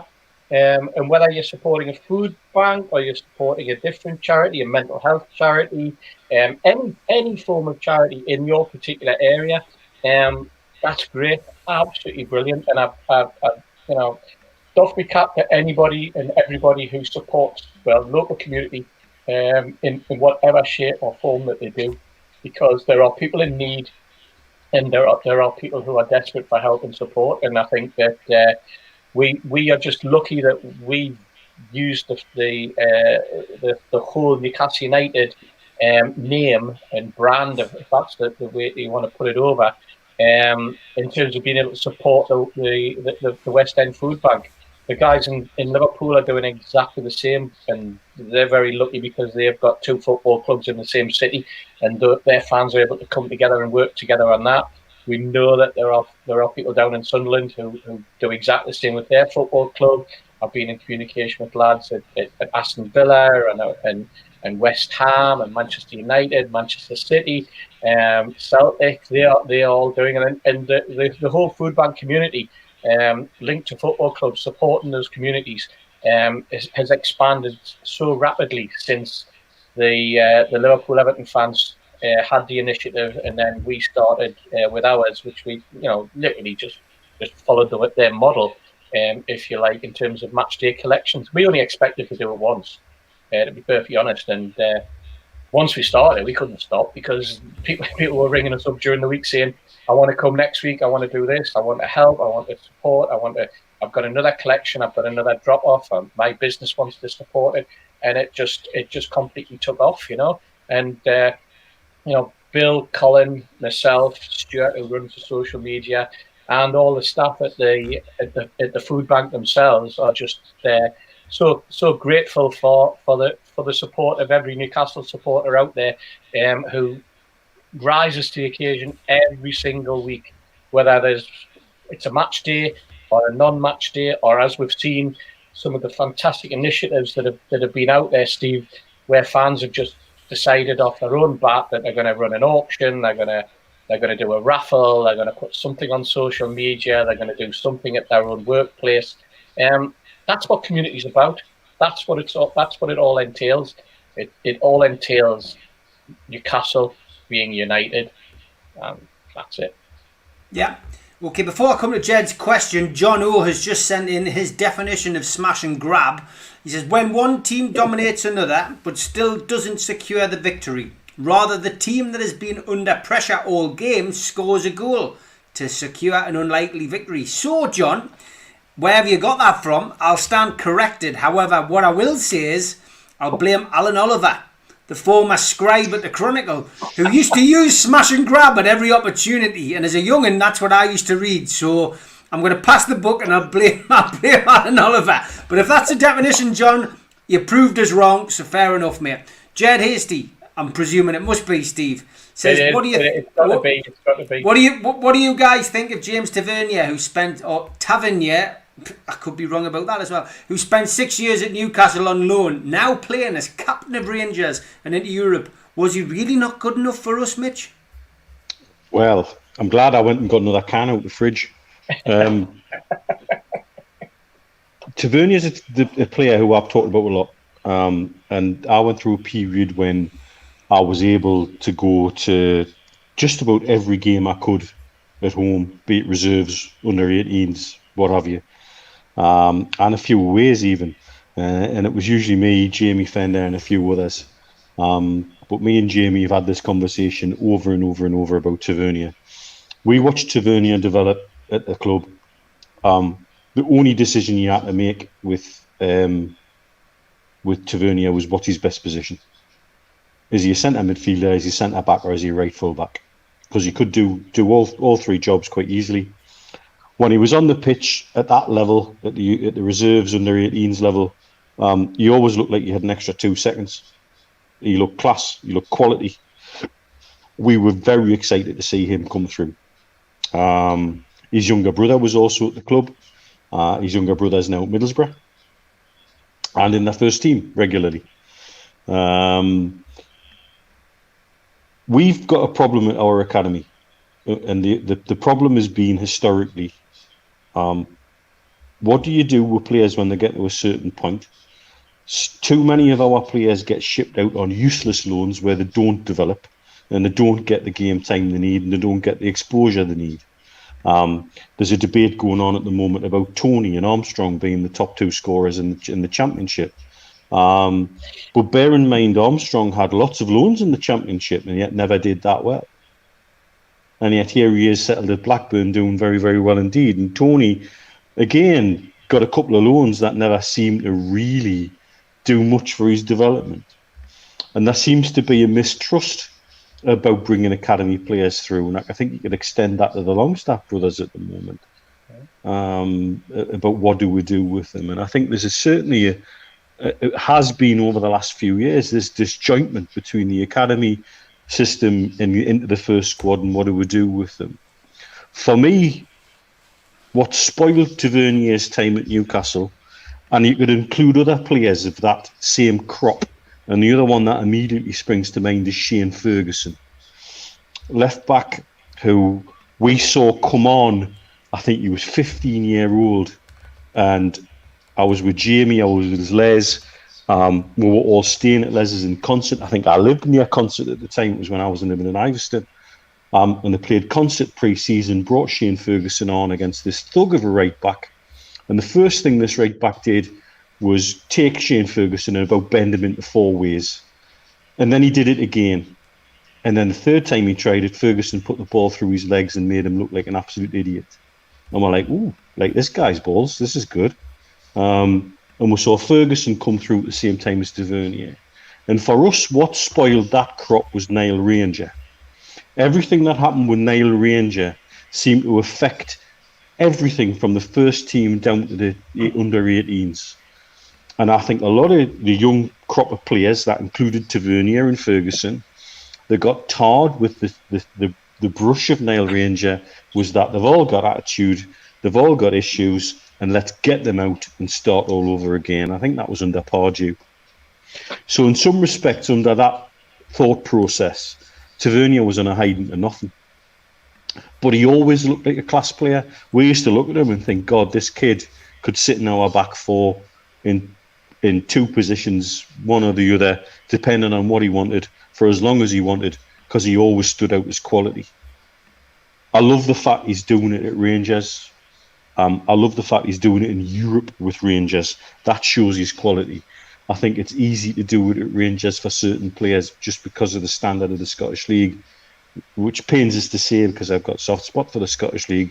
You know, my dad would tell you we used to spend a lot of time in Aberdeen in summers and catch games in Pittodrie with family up there.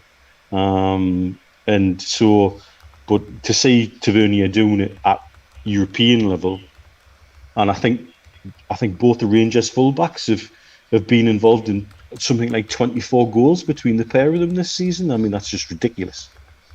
And it shows the kind of football they're playing and shows the ability they've got. I'm delighted for Tavernier. I'm delighted for the family. His mother's lovely. I think that they're originally from the Leeds area, and she brought both the kids up to go through the academy system at Newcastle, and it mustn't have been easy. And so to see him doing well, but I think he was on a hiding to nothing once they'd made their mind up about that Ranger crop, and I think they all got tarred with the same brush and moved on. And none of them have been the same since they left, other than Tavernier for me. Steve, what's your take on James Tavernier? You know what? I agree with everything Mitch is saying, and I'd also add that a lot of it comes down to the confidence or otherwise of the manager at that particular time. And if you've got a manager who'll go out and rather than bring a youngster in, because he's not really watching the youngsters, he's concentrating on the first team and that's it. Mm-hmm. And he's relying on just what he's hearing, but probably can't even bother to go down and watch the reserves at times, or the youth team or whatever. So he just relies on reports, but then he gets wrapped up in his own little world and thinks, well, I'd rather the club went out and bought somebody because it's somebody that I want, a style of football, I want whatever, without looking at what you have. And that's been one of the biggest things for me with the youth setup. Is so you look at Ferguson. You look what Ferguson did, let's say at Man United with the squad in '92, which everybody always refers to. You cannot win anything with kids, etc. But Ferguson had a coaching team around him that he would listen to, and then he'd go and watch them, and he convinced himself, and he was convinced by others that these were special footballers, that he could do something with them. At Newcastle, you've got managers who just either don't have the time or don't have the inclination or are scared stiff to take the risk with younger players. And Babu's name popped up there. Another player that I thought had everything at his feet. And you could have had Mbabu on one side and you could have Tavernier on the other side. And, they could have still been playing now at Newcastle United. and been regulars for the last 5 or 6 years at fullback. You know, you could have had Steve, Dummett, there was games we had Stephen Taylor filling it right back, and me and Jamie were tearing my hair out going, Tavernier, put him in, because he won't do any worse. Yeah. In fact, he might do better. Yeah. You know, this is the interesting thing about Anderson, isn't it? Because a lot of people on the chat, virtually every night, somebody will mention, you know, the young lad. Would you give him a run out? Because if he's good enough, then he should be able to play. It's that old adage, isn't it? I mean, not necessarily at Newcastle United that I can think of in recent times, but just off the top of my head, players that did react. Alan Shearer at Southampton scored a hat-trick on his Premier League debut. Was he 16, 17? Michael Owen at Liverpool, 16, 17. Robbie Fowler at Liverpool, 16 or 17. Kids just thrown in at the deep end after coming through, scoring goals at every level, and bang, chucked in. We've tried it, but we've tried it with Chopra, Paul Brayson, off the top of my head, trying to think of others, but there will be others, but they've failed. But is it time to maybe give one of the young lads a chance? Well, you know, when we are looking for goals up front, if Wilson does have another spell on the sidelines and other people are injured, is it worth chucking a young'un in now? Well, do I have the coaches who can recognise the lads and give the lads the confidence to just go and play and take the pressure off their shoulders? Because everybody's right. Fraser's flying past as well. Adam Armstrong, there's another name. If you're good enough, you're old enough. It's as simple as that. And what I love about youngsters in that situation, some of them genuinely just don't give a damn, and that's sometimes the most dangerous players to have in your team. You know, because they're just going to go and play their game. And if you've got the ability to put them in a role where their only responsibility is play and protect them in that way, you know, it's different sticking a 16-year-old centre back in. I think that is a very different beast. But with somebody like Anderson, even give him 10 minutes at the end of a game where he's fresh and just say run. Give us 10 minutes at 100%. Knock your sell out. Because every now and again, one of them will come to fruition. One of them will do something and play without fear. Absolutely. Give them the environment that can play without fear, though. Don't put them in on a hiding to nothing. There's another one. Rooney at Everton. Andy Barr said Rooney was absolutely. Another one. Young'un. Absolutely. And hat-trick against Arsenal or something, didn't he, in one of his first games? We know we've got talent in the region. We've always had talent in the region. And it pains me to see talent disappear. But it just comes back to that disconnect between the what's going on at academy level and what's going on at first team level. And it's been there for years. Yeah. Mark does point out that Shola did get 45 goals, but he was there for 12 years. You know, it is true. We do seem to struggle, Steve, with these players coming through at Newcastle, don't we? And Mitch has nailed it at the start. It's down to the academy. It needs investment. It needs a complete restructure, and that takes time. And of course, that was part of Rafa's project. That was what Rafa wanted to do. He wanted to concentrate and put money into that and get that developed. Yeah, that's what a sporting director does as well. You know, people go, oh yeah, director of football, sporting director. It's two slightly different jobs. We've talked about it. We've written stuff about it. We've passed stuff up the line regarding our opinion on that aspect of control of the game and the way the football club should be run. But you're right, and you've got to have a pattern. You've got to have a style of football that follows through. Run by a sporting director that says, this is the style of football that we're going to play, this is the style of football that suits our club, this is what I want, and it pervades through from the academy all the way through, and the players know. But it's also down to communication, it's down to knowledge, it's down to Rafa being able to be confident, if it was him, or Steve Bruce if it's him, being confident in his coaching staff and in what he's hearing about how individual players are performing, and constantly being updated and constantly getting reports and then actually physically going out and watching these players and seeing how they're developing, and then having the confidence to put them in. Now, is Steve Bruce confident enough to look at his midfield and go, I've got a choice today. I can stick Anderson in, I can stick John Joe Shelby in. You know where he's going to go. He's going to go for the easy money. He's going to go for the easy ride. He's going to go for the player that he's had at his fingertips and been coaching or has been watching in training for the last 18 months, as opposed to a youngster where he's relying on somebody else's word because he hasn't seen him play. There's got to be a transition, hasn't there? The player himself. I mean, Gaza's a great example, isn't it? You know, would Gaza in the modern game would Gaza actually get an opportunity in Newcastle to flourish and to show his skill and to show what he's actually got? In the modern game, is there a manager that would manage Newcastle United who had the guts to put Paul Gascoigne into the team? You know, I know it's a hypothetical question, but I'm serious about that.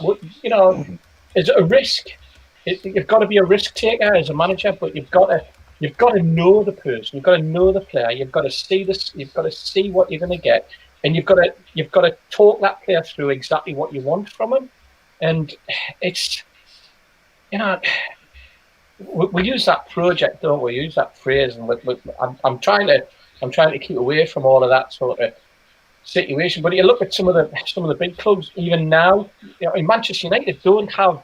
Yes, they've got a couple of youngsters in that squad, but most of their team now are bought. It wasn't like that under Ferguson. You know, he had the confidence to kickstart everything. He had people around him that said you're going to have to get rid of the old guard. You know, Robson's gone, Keane's gone. You've got to move them on. Or you've got Keane coming through. You've got Keane as your manager, and you've got to take the Roy Keane. Right. By the way, I'm going to bring Paul Scholes. I'm going to bring Nicky Butt. I'm going to bring David Beckham in, and you're going to have to run that dressing room with those. But you're going to have to teach them, and you're going to have to make them men. You're going to have to make them what they are, or what I want from them. But at the same time,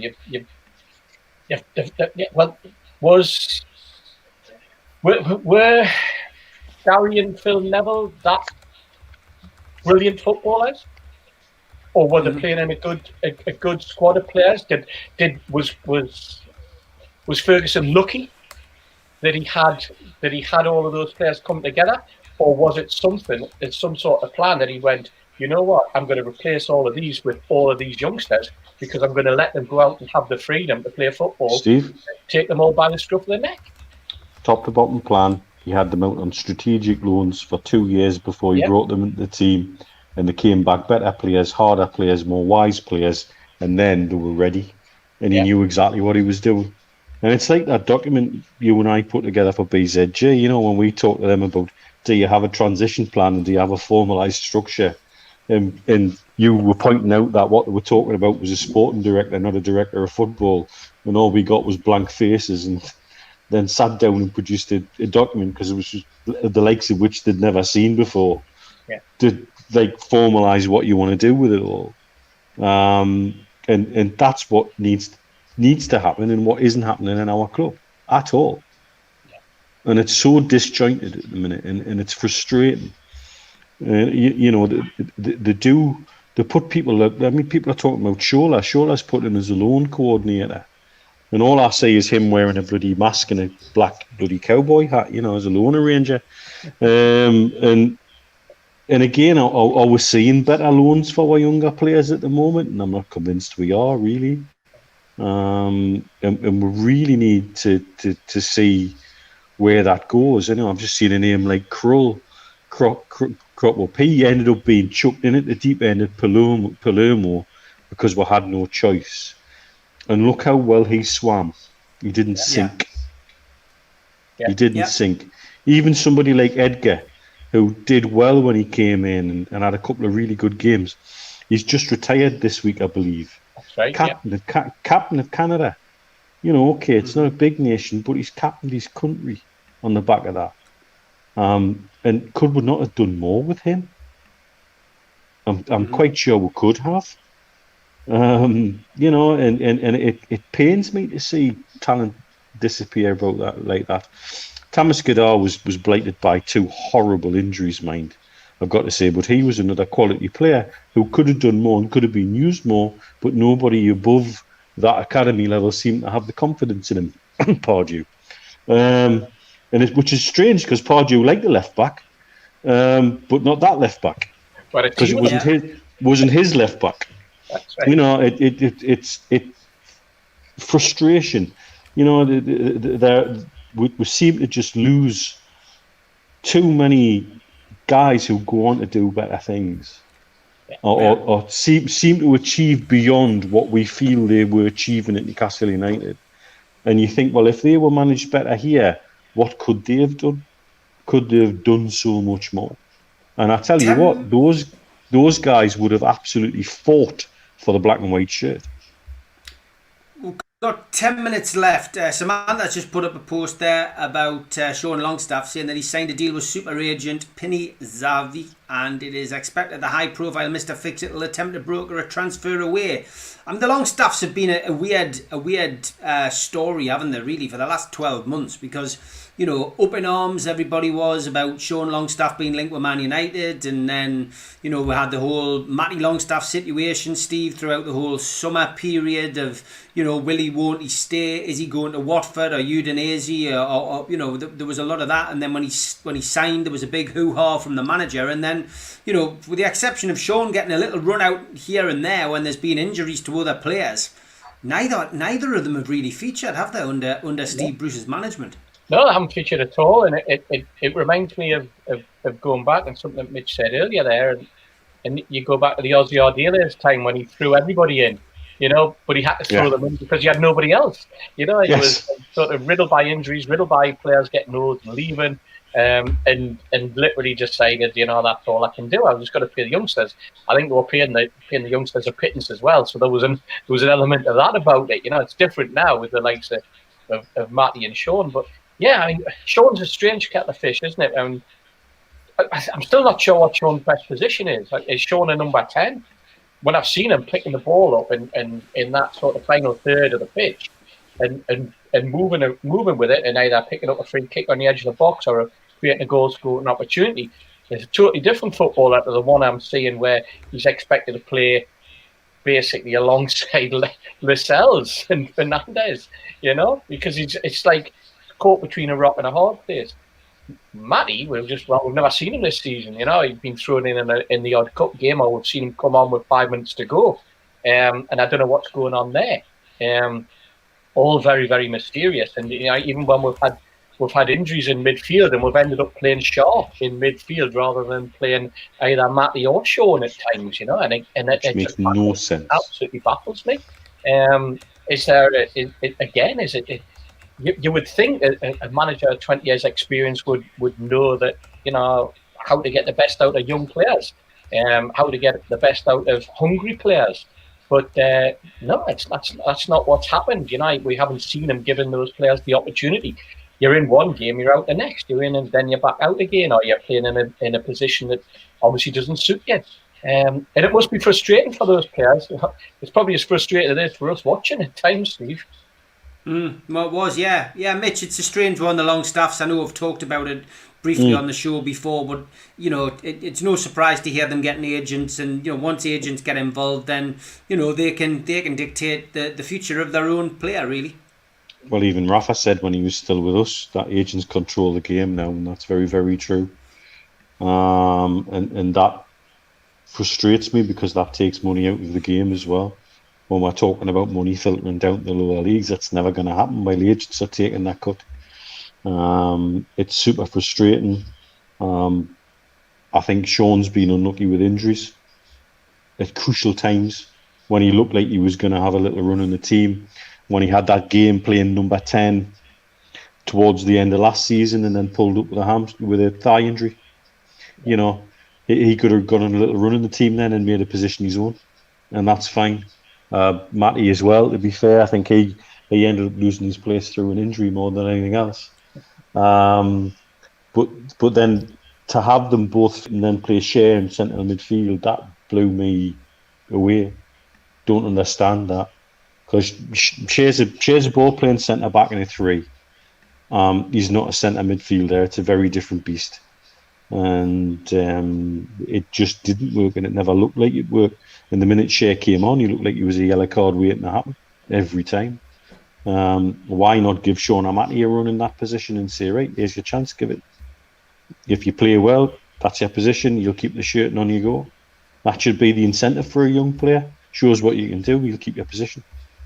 They don't need any other incentive. Then if they're hungry enough, and as somebody said before, you know, if they're at 18, 19, 20, and they're not good enough for the first team, what the hell are they hanging around in our squad for anyway? We need to be looking to be better than that. We don't need passengers. That might sound brutal, but you know, that's Premier League football. It's brutal. You know, if you look at every football cohort of kids that come through, the ones that kept on, it's like 1% of the 1% that kept on that go on to do big things. It's brutal. And we can all name players we've played with going through youth systems who were better than people who ended up with contracts at clubs. But that's the way it works. It's brutal. And we have to be brutal and ruthless about it. But we also have to be doing it in the right way and recognise where there's talent and give them a chance. And I don't think we give some of these kids a fair crack at the whip. I really don't. The debate rages on about smash and grab. I did stick a post up on the Facebook group. If you haven't joined the Facebook group, it is NUFC Matters, and just join the Facebook group tonight. It's great. Over 4,500 members on there. I thought last week's win versus Crystal Palace was a smash and grab. Do you agree? If not, what is your definition? The votes are 28% yes, 28 votes yes, and 3 votes no. So a lot of people agreeing with us. Paul Stead says it was a fluky Bruce Ball win. Dean Paul Walton, good evening Dean, DJ formerly of Number 9 Bar, says it was rape and pillage. Mitch Newcastle, not our Mitch, he says anyone's game. Lucky King Carl stepped in. Brian Henderson says he wins, it's a fluke. He loses, he's shit. He can't win, can he? And Darren Baldwin says if we were under the cosh for the majority of the game, I would say yes, but I thought we held our own and it was a deserved win. The quality of Callum Wilson was the difference. So lots of opinions coming in on something which I didn't expect, but there you go. It's one of them things. It's that's all the about best thing about these shows. That's all. I mean, to me, a smash and grab is you're 8 minutes from time, and you go out and you score 2 goals. You know, it's been 0-0 all the way, nip and tuck, and you go out and score 2 goals. Somebody mentioned a game I was at, Crystal Palace away, years ago when Beardsley scored the winner in the last minute. We're under the cosh, and you know we got a smash and grab. But yeah, look, it's a great debate. I appreciate John O, though he came up with a definition, and as I say, I hold my hands up if I'm wrong. I think you're right, John. You have changed my opinion on that tonight. Paul Gibson says nothing going for Sean Longstaff in the looks department. Like if he wasn't a footballer, I'd never get a lass. There's no need for that, Paul. Life Goal says Clark, Watson, Elliott, Howie and Harper all came through at roughly the same time. I think Harper was a slightly longer route to Newcastle though. Ben says, I agree, Sean Longstaff was an attacking threat. Look at his first 6 months under Rafa, and before that he was at Blackpool. He was always in the goals. Bruce needs to take his handbrake off, which is another good point made.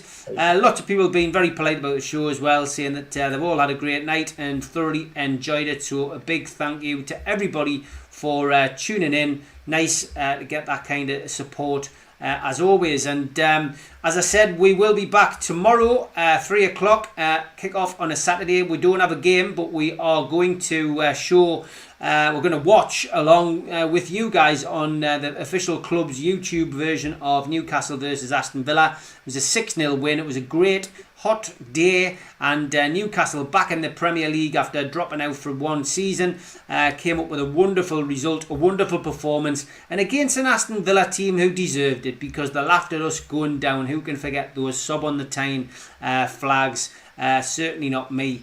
And we also are running our campaign this month. We ran one last month, of course. This one is called Think Before You Tweet. We've knocked up a video to remind people on social media just to be a little kinder, just to be a little nicer, and essentially just to think before the tweet. And it's a message which we're both, we feel and all feel that we should get that out there. Steve, Neil, I know you're fully behind this campaign. Absolutely. And There's a friend of ours in the video as well, isn't there, Steve? That people didn't believe that who he was, which I found very, very amusing earlier in the week. So when people watch it, yes, the seriousness of it is, and it was all a bit of fun at the end. But the seriousness is the message. Please do think before you tweet. That's as simple as that. Think what you're saying. Think how you would feel if you received that message, and then alter your way. Just think of others. Think of other people's feelings. Yeah. Well, I will be back tomorrow, as I say, at 3 o'clock. Great to have you guys on. I've got a film I'm going to watch tonight. I'm looking forward to it. I love those old classics, lads. It's an absolute belter, that one. So I'm going to watch Smash and Grab tonight.